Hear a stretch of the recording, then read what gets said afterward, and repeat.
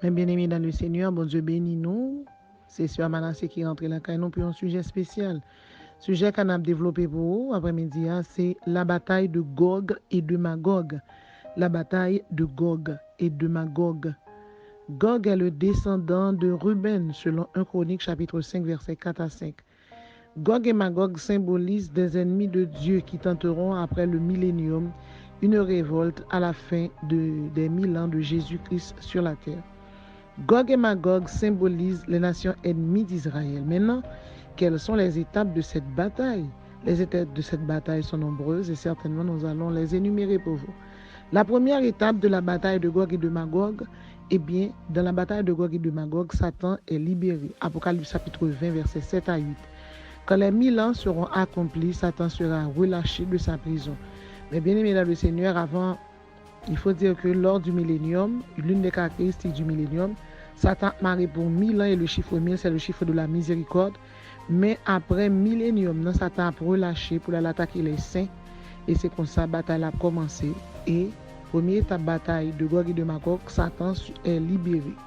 Deuxième étape, Satan séduira les nations. Apocalypse 20, verset 8. Troisième étape, il séduira les nations aux quatre coins de la terre. Apocalypse chapitre 20, verset 8b. Donc, première étape là, Satan est libéré. Deuxième étape là, Satan séduira les nations. Troisième étape, il séduira les nations aux quatre coins de la terre. Quatrième étape, leur nombre est comme le sable de la mer. Apocalypse chapitre 20, verset 8c. Sur le plan géographique, Gog et Magog, ils représentent les pays qui relaient la Russie soviétique là. Et la parole de Dieu te parlait dans le chapitre Ézéchiel chapitre 38. Il dit Gog représente les chefs qui ont gouverné et régné sur la Russie. Nous avons Letsar, nous avons Fédor III, nous avons Alexis Romanov, nous avons Anna Romanov, nous avons Ivan qui était tsar de la Russie en 1740, nous avons plusieurs grands tsars qui étaient régnés dans le pays Russie. Nous avons un président qui est en cours Boris Eltsine, nous avons Vladimir Poutine et qui l'a jusqu'à présent. Donc, dans Ézéchiel chapitre 38, verset 2b, Magog représente les 15 républiques socialistes de la Russie. 15 républiques, c'est l'Arménie, Azerbaïdjan, Biélorussie, Estonie, Géorgie, Kazakhstan, Lettonie, Lituanie, Moldavie, Tadjikistan, Ukraine, Ouzbékistan, Kirghizistan. La Russie, d'après les scientifiques et d'après les savants, c'est le pays le plus vaste État au monde. Et nous sommes capables de comprendre. Ça veut dire qu'on parle de la bataille de Gog et de Magog, on parle de plusieurs nations dans le monde qui parlent attaquer Israël après le millénium.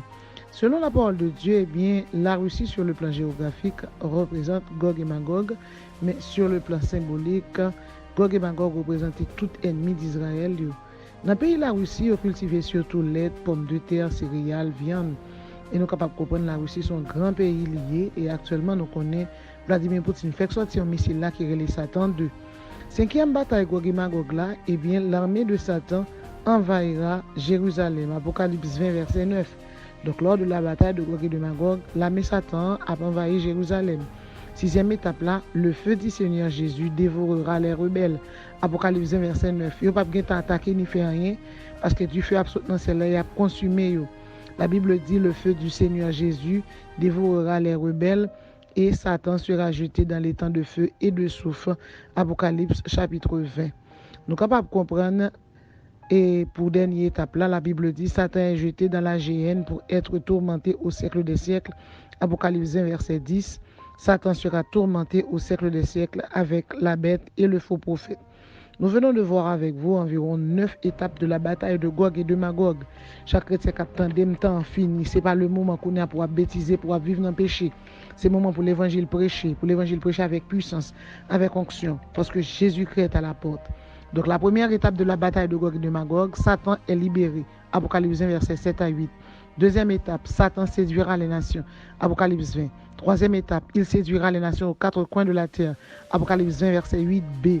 Quatrième étape, leur nombre est comme le sable de la mer. Apocalypse 20, verset 8c. Et nous t'expliquons, nous dit que sur le plan géographique, Gog et Magog représente la Russie soviétique avec toutes sœurs Lio qui ont gouverné le monde, parmi lesquelles nous joignons Michel, Fédor, nous joignons de la race Anna, Anna Romanov, les Romanov qui étaient régnés sur la Russie. Nous avons Nicolas de Romanov, Alexandra Romanov, Olga Romanov, Tatiana Romanov. Et ensuite, nous avons de Boris Helsin, Vladimir Poutine qui est là jusqu'à présent. Et une cinquième étape là, c'est l'armée de Satan envahira Jérusalem, Apocalypse 1, verset 9. Ensuite, nous avons le feu du Seigneur Jésus qui va dévorer les rebelles, Apocalypse 1, verset 9. Et septième étape là, Satan sera jeté dans les temps de feu et de souffle, Apocalypse 20, verset 10.